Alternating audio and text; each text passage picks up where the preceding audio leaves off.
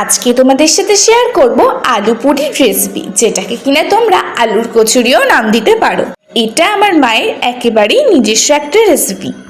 তাই চলো আর বেশি লেট না করে আমি তোমাদেরকে বলে ফেলি যে আমার মা আলু পুরি ঠিক কিভাবে বানায়। প্রথমে আলুগুলোর খোসা ছাড়িয়ে প্রেসার কুকারের সাহায্যে সিদ্ধ করে ম্যাশ করে নিতে হবে। এরপর মা এতে একে একে দিয়েছে হিং, লঙ্কা কুচি, আদা কুচি, চিলি ফ্লেক্স, স্বাদ মতো লবণ, গোলমরিচ গুঁড়ো, ভাজা জিরে ধনে গুঁড়ো। এরপর সবকিছু দিয়ে আলুটাকে ভালো করে মেখে নিতে হবে। আর তোমরা চাইলে এখানে রসুন কুচিও অ্যাড করতে পারো, তাহলেও খুব ভালো লাগবে। আমাদের যেহেতু সেদিন নিরামিষ ছিল তাই রসুন কুচি মা দেয়নি। আর এই আলু পুরি বা আলু কচুরিটা কিন্তু আলুর দমের সাথে খুব একটা ভালো লাগে না, খালি খালি খেতে বেশি ভালো লাগে। আর যদি আলুর দম তোমাদের বেশি ফেভারিট হয়ে থাকে তাহলে একটু স্টাফড আলুর দম বানিয়ে নিতেই পারো। দেখো, তোমাদের সাথে কথা বলতে বলতে কচুরির পুর আমার একদম রেডি হয়ে গেছে। এরপর একটা পাত্রে পরিমাণ মতো ময়দা নিয়ে তাতে আমি দেবো বেশ খানিকটা সাদা তেল, স্বাদ মতো চিনি, পরিমাণ মতো লবণ। লুচি বলো বা কচুরি বলো, সব কিছুতেই কিন্তু ময়দার ময়মটা একদম পারফেক্ট হওয়া চাই, নালে কিন্তু শক্ত হবে। আর ময়ম পারফেক্ট করার জন্য বেশ শক্ত হাতেই ময়দাটা মাখতে হবে। যখনই দেখবে যে ময়দাটা হাতে নিয়ে মুঠ করলে তলা পাকিয়ে যাচ্ছে, তখনই বুঝবে যে তোমার ময়ম একদম কমপ্লিট। এরপর অল্প অল্প করে বুঝে বুঝে জল অ্যাড করে ময়দাটা মেখে নিতে হবে। অনেক বাচ্চারাই আছে রোজকার একঘেয়ে স্কুল টিফিন একদমই পছন্দ করে না, রোজ দিন বাড়িতে টিফিন বক্স ভর্তি খাবার নিয়ে ফিরে আসে। তাদেরকে যদি একদিন এটা স্কুল টিফিনে দেয়া হয় তাহলে কিন্তু টিফিন বক্স খালি ছাড়া বাড়িতে আসবে না। ময়দাটা ভালো করে সফট করে মেখে নিয়ে আমি গোল গোল করে লেচি বানিয়ে নেব। এরপর এক একটা লেচিকে এইভাবে বাটির মতো মাঝখানটা ফাঁকা করে নিতে হবে। তারপর এতে আমি যে পুরটা তৈরি করলাম সেই পুরটা দিয়ে দেব। তারপর লেচির মুখটা এভাবে বন্ধ করে দিয়ে একে একে সবকটা আমি বানিয়ে নেব।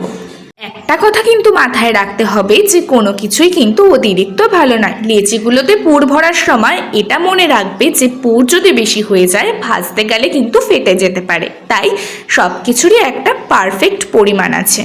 একে একে আমি সবকটা লেচিতেই পুর ভরে একটা প্লেটে সাজিয়ে নিয়েছি। আর হ্যাঁ, যারা কিনা এমন আছো যে একদমই আমিষ খাবার খাও না, নিরামিষ খাবার খেয়ে থাকো সবসময়, তারা কিন্তু এই আলুর পুরিটা একদিন বানিয়ে খেতেই পারো। তাহলে মুখের স্বাদও বদল হবে আর খেতেও ভালো লাগবে। এরপর আমি কড়াইতে সাদা তেল দিয়ে দেব। আর যারা রান্না বান্না করো তারা তো জানোই যে লুচি বা কচুরি রান্না করতে গেলে ডুবো তেলেই ভাজতে হয়। এরপর এক এক করে বেলে ভেজে নেব। বেশি পাতলা করে বেললে কিন্তু চলবে না, একটু মোটা করেই বেলতে হবে। দেখো, কচুরিগুলো কিন্তু খুব সুন্দর করে ফুলেছে। একটা কথা কিন্তু মানতেই হবে, যখন কেউ মায়ের হাতের রান্নার প্রশংসা করে তখন কিন্তু খুব ভালো লাগে।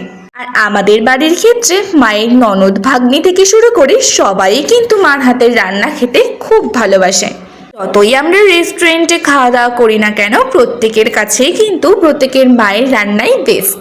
একে একে সব কটা পরেই কিন্তু আমার ভাজা হয়ে গেছে। আগে যে ধোকলার সাথে তোমাদের সাথে চাটনির রেসিপিটা শেয়ার করেছিলাম, সেই চাটনিটা দিয়েও কিন্তু এই আলু পুরিটা খেতে দারুণ লাগে।